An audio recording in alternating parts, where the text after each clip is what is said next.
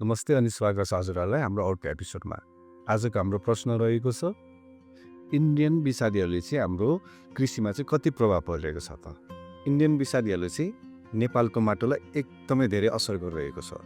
यो जान्ने कोसिस गरौँ आजको हाम्रो यो भिडियोमा। धेरै विषादीको प्रयोगले गर्दा हाम्रो माटोलाई चाहिँ धेरै असर गरिरहेको छ। माटो एकदमै अनफर्टिलाइज हुँदै गइरहेको छ। राम्रो ब्याक्टेरियाहरू पनि यो कारणले गर्दाखेरि लोप हुँदै गइरहेको छ। जुन विषादीहरू हामीले हार्मफुल ब्याक्टेरियाहरू मार्नको लागि प्रयोग गर्छौँ, त्यसले हाम्रो माटोलाई चाहिने युजफुल ब्याक्टेरियाहरूलाई पनि मारिरहेको हुन्छ। त्यसले गर्दा फर्टिलिटी रेटमा चाहिँ एकदमै असर गरिरहेको हुन्छ। र अर्को भनेको एकदमै इम्पोर्टेन्ट कुरा, धेरै विषादीको प्रयोगले गर्दा जुन तरकारी हामीले खाइरहेको छौँ त्यो एकदमै अनहेल्दी छ।